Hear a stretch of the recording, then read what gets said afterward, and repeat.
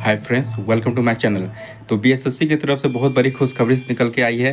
Total जो आपका 11,098 post के लिए जो बहाली निकाली गई, 11,098 पोस्ट के लिए बहाली निकाली गई बीएसएससी की तरफ से। तो बहुत बड़ी खुशखबरी है। तो क्या है, इंटर स्तरीय पदों पर नियुक्ति हेतु आयोजित की जाने वाली द्वितीय इंटर स्तरीय संयुक्त प्रतियोगिता परीक्षा का विज्ञापन जारी किया गया है। और ऑनलाइन आवेदन प्रारंभ होने की तिथि क्या आपका 27/9/2023, मतलब 27 सितंबर से जो आपका फॉर्म फिल होना स्टार्ट हो जाएगा। तो 27 सितंबर से जो आपका फॉर्म जो है बीएसएससी का इंटर स्तरीय जो परीक्षा का इंटर स्तरीय लेवल का जो आपका फॉर्म का आपका फिल होना स्टार्ट हो जाएगा। तो 27 सितंबर से जो आप इस फॉर्म को फिल कर सकते हैं। और आवेदन की अंतिम तिथि जो है, मतलब फॉर्म को फिल करने का अंतिम जो डेट है आपका क्या है, 11/11/2023, मतलब 11 नवंबर तक आप जो है फिल कर सकते हैं, 11 नवंबर तक। और शुरुआत कब से हो रही, 27 सितंबर से शुरुआत हो रहा है फॉर्म भरने का, फिल करने का। और आवेदन की अंतिम तिथि क्या आपका 11 नवंबर 2023 तक है। तो चलिए आगे देखते हैं, संपूर्ण जानकारी देखिए इस वीडियो में देखिए। चलिए आगे देखते हैं। तो सामान्य प्रशासन विभाग बिहार पटना के द्वारा विभिन्न विभागों कार्यालयों से इंटर स्तरीय पदों की नियुक्तियों से संबंधित अधियाचनाएं आयोग कार्यालय को प्राप्त हुई। अधियाचना अनुसार द्वितीय इंटर स्तरीय संयुक्त प्रतियोगिता परीक्षा के लिए सुयोग्य भारतीय नागरिकों से ऑनलाइन आवेदन पत्र आमंत्रित किए जाते हैं। द्वितीय इंटर स्तरीय संयुक्त प्रतियोगिता परीक्षा के माध्यम से अभ्यर्थियों का चयन करने हेतु कोटिवार पद निरूपण है। तो देखिए कौन से पोस्ट निकाले गए आपके, देखिए। तो पद का क्या नाम है आपका, निम्न वर्गीय लिपिक। ये क्या विभाग का नाम क्या है, पथ निर्माण विभाग। तो ये निम्न वर्गीय लिपिक का पोस्ट निकाला गया। अब विभाग का क्या नाम, पथ निर्माण विभाग में। अब वेतनमान क्या है, लेवल 2 का है। और न्यूनतम शैक्षणिक योग्यता क्या आपका, इंटरमीडिएट या समकक्ष, मतलब इंटर पास होना चाहिए या इसके समकक्ष पास होना चाहिए। और तकनीकी योग्यता क्या मांगा गया आपका, कंप्यूटर पर हिंदी में वर्ड प्रोसेसिंग या टंकन आने चाहिए। और देखिए किस किस कैटेगरी के कितने पोस्ट निकाले गए, देख लीजिए इसको, जो जिस कैटेगरी में उसके हिसाब से आप देख सकते हैं। और दूसरा क्या है, निम्न वर्गीय लिपिक। ये क्या है, कौन से विभाग में निकाला गया आपका, मद्य निषेध उत्पाद एवं निबंधन विभाग में निकाला गया है। ये भी लेवल 2 का वैकेंसी है। लेवल 2 का वेतनमान है ये आपका। ये भी इंटरमीडिएट पास या समकक्ष है। इसमें क्या, कंप्यूटर संचालन एवं कंप्यूटर टंकन चाहिए। और वांछनीय योग्यता क्या है, हिंदी एवं अंग्रेजी टंकन अनिवार्य है। और देख लीजिए किस किस कैटेगरी के कितने कितने पोस्ट निकाले गए हैं, देख सकते हैं। तो इसी तरह से क्या है, निम्न वर्गीय लिपिक के लेवल का है, गृह विभाग आरक्षित शाखा में लेवल 2 का। ये भी इंटर स्तरीय का है। आप देख सकते हैं धीरे सारे पोस्ट को आप देख सकते हैं। आप धीरे धीरे स्क्रॉल कर आप देख सकते हैं सारे पोस्ट को, किस किस कैटेगरी कितने पोस्ट है आपके। तो देखिए तो टोटल जो आपका वैकेंसी निकाला गया है, 11,098 पोस्ट के लिए बहाली निकाला गया है। तो काफ़ी बड़ी वैकेंसी है। तो लग जाइए, तैयारी में लग जाइए इसके। तो टोटल वैकेंसी आपको कितना है, 11,098 पोस्ट के लिए निकाला गया। तो टोटल वैकेंसी कितना आपको 11,098 पोस्ट के लिए वैकेंसी निकाला गया।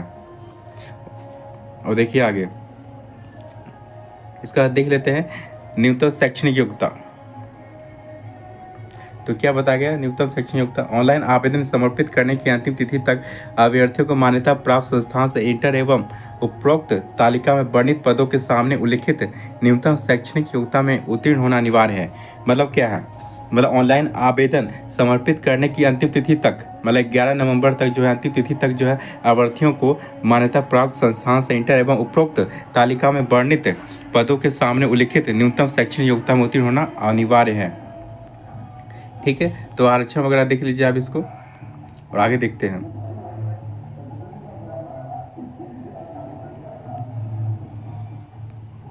देखिए तो ये सब देख सकते हैं, आरक्षण से रिलेटेड ये जानकारियाँ हैं।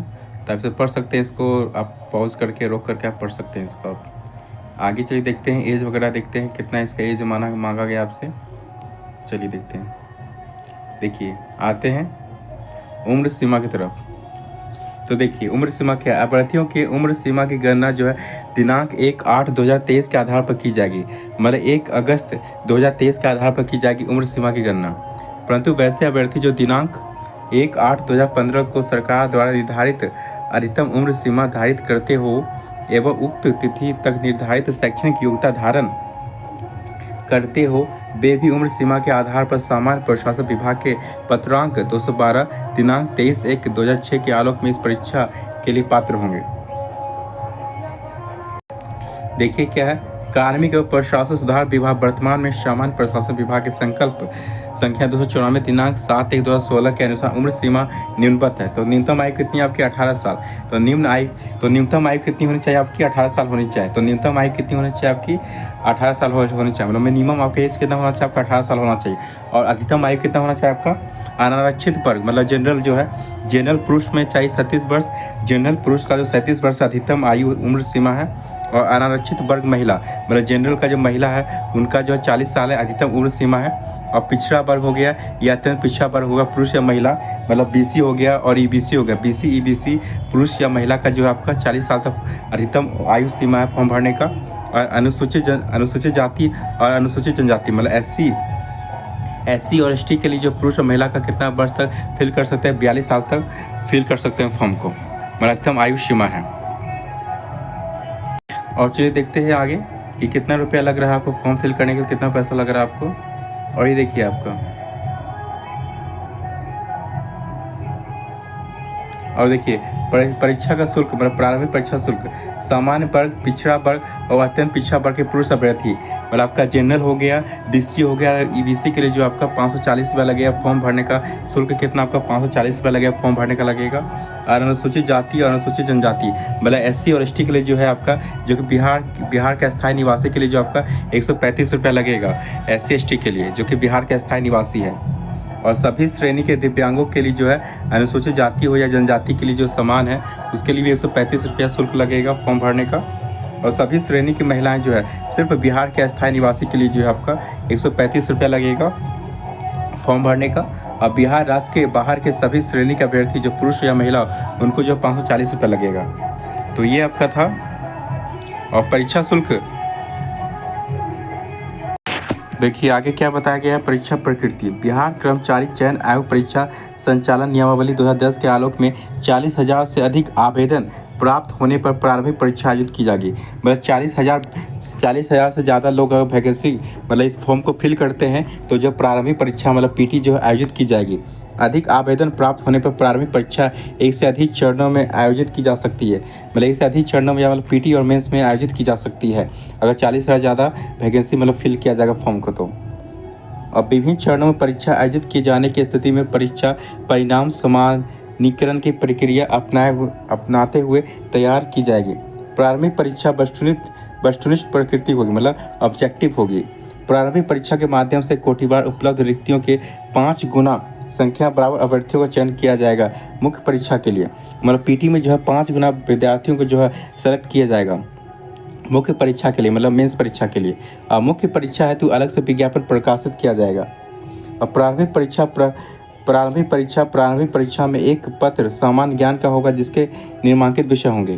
तो देखिए विषय भी दे दिया गया है। तो सामान्य अध्ययन का होगा और सामान्य विज्ञान एवं गणित का होगा और मानसिक क्षमता जांच होगा मतलब कॉम्प्रहेंशन या लॉजिक या रीजनिंग या मेंटल एबिलिटी का होगा। प्रश्न जब वस्तुनिष्ठ मतलब बहुविकल्पी होंगे मतलब ऑब्जेक्टिव में होंगे बहुविकल्पी होंगे। कुल प्रश्नों की संख्या कितनी होगी आपके 150। तो कुल प्रश्न कितने होंगे आपके 150 होंगे। और प्रत्येक सही उत्तर के लिए जो है 4 अंक दिए जाएंगे मतलब प्रत्येक सही उत्तर के लिए कितने आपके 4 अंक दिए जाएंगे। ठीक है। तथा प्रत्येक गलत उत्तर के लिए जो 1 अंक की कटौती की जाएगी मतलब प्रत्येक गलत उत्तर के लिए जो 1 अंक की कटौती की जाएगी। परीक्षा की अवधि कितना रहेगा आपका 2 घंटा 15 मिनट होगा मतलब 2.25 घंटा का एग्जाम होगा। और प्रारंभिक परीक्षा में भाषा का माध्यम क्या होगा हिंदी अंग्रेजी दोनों होगा। अगर हिंदी एवं अंग्रेजी के प्रश्न पत्रों में कोई भिन्नता होगी तो अंग्रेजी के प्रश्न ही मान्य होंगे। तो ये सब तो आपको नॉर्मली आपको पता ही होगा। सिलेबस देख लेते हैं। तो प्रारंभिक परीक्षा सिलेबस क्या है, पीटी की परीक्षा सिलेबस क्या है। तो सामान्य अध्ययन का पहले देख लेते हैं। इसमें प्रश्नों का उद्देश्य अभ्यर्थी के आसपास के वातावरण की सामान्य जानकारी तथा समाज में उनके अनुप्रयोग के संबंध में उनकी योग्यता की जांच करना होगा। वर्तमान घटनाओं और दिन प्रतिदिन की घटनाओं के सूक्ष्म अवलोकन तथा उनके प्रति वैज्ञानिक दृष्टिकोण जैसे मामलों की जानकारी संबंधी ऐसे प्रश्न भी शामिल किए जाएंगे जिनके बारे में जानकारी रखने की किसी भी शिक्षित व्यक्ति से अपेक्षा की जाती है। इसमें बिहार, भारत और इसके पड़ोसी देशों के संबंध विशेष रूप से प्रश्न पूछे जा सकते हैं। और समसामयिक विषय में क्या होगा आपका वैज्ञानिक प्रगति, राष्ट्रीय या अंतर्राष्ट्रीय पुरस्कार, भारतीय भाषाएं, पुस्तक, लिपि, राजधानी, मुद्रा, खेल, खिलाड़ी और महत्वपूर्ण घटनाएं होंगी। और भारत और उसके पड़ोसी देशों का इतिहास, भारत का इतिहास, संस्कृति, भूगोल, आर्थिक परिदृश्य, स्वतंत्रता आंदोलन, भारतीय कृषि तथा प्राकृतिक संसाधनों की प्रमुख विशेषताएं, भारत का संविधान एवं राज्य व्यवस्था, देश की राजनीतिक प्रणाली, पंचायती राज और सामुदायिक विकास और पंचवर्षीय योजना एवं राष्ट्रीय आंदोलन में बिहार का योगदान, ये सारे पूछे जाएंगे आपके भारत और उनके प्रसिद्ध देश। और खंड 2 में देखते हैं, भाग 2 में सामान्य विज्ञान और गणित। इसमें सामान्यतः मैथमेटिक स्तर के निम्न विषय से प्रश्न पूछे जा सकते हैं। और सामान्य विज्ञान में भौतिक शास्त्र, रसायन शास्त्र और जीव विज्ञान और भूगोल से प्रश्न पूछे जा सकते हैं। और गणित में जो आपका क्या क्या किस किस सिलेबस से रहेगा आपका गणित का क्वेश्चन रहेगा, तो संख्या पद्धति मतलब नंबर सिस्टम से रहेगा, प्रश्न पूछे जाएंगे। अब पूर्ण संख्याओं का अभिकलन और दशमलव और भिन्न और संख्याओं के बीच परस्पर संबंध और मूलभूत अंक, गणितीय संक्रियाएं, प्रतिशत से पूछा जाएगा आपको, परसेंटेज से, अनुपात तथा समानुपात, औसत, ब्याज, लाभ एवं हानि से पूछा जाएगा। और देखिए मानसिक क्षमता जांच में क्या पूछा जाएगा, इसमें शाब्दिक एवं गैर शाब्दिक दोनों प्रकार के प्रश्न पूछे जा सकते हैं। इस घटक में निम्न से संबंधित यथासंभव प्रश्न पूछे जा सकते हैं: सादृश्य, समानता एवं भिन्नता, स्थान, कल्पना, समस्या समाधान, विश्लेषण, दृश्य, स्मृति, विभेद, अवलोकन, संबंध, अवधारणा, अंक गणितीय तर्क शक्ति, अंक गणितीय संख्या, श्रृंखला, कूट लेखन और कूट व्याख्या से प्रश्न पूछे जाएंगे। और ये देखिए आपका क्वालिफाइंग मार्क्स से आपका कितना है, क्वालिफाइंग मार्क्स कितना आपका, समान वर्ग के लिए कितना 40% है, पिछड़ा वर्ग के लिए कितना 36.5% है, और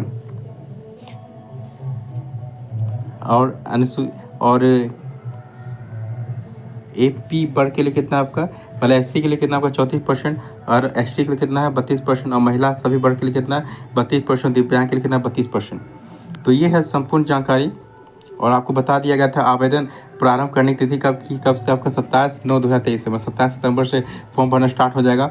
और अंतिम जो डेट है आपका फॉर्म फिल करने का कितना 11/11/2023, मतलब 11 नवंबर तक है।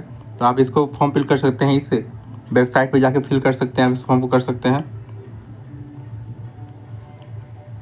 और देखिए इसमें बताया गया है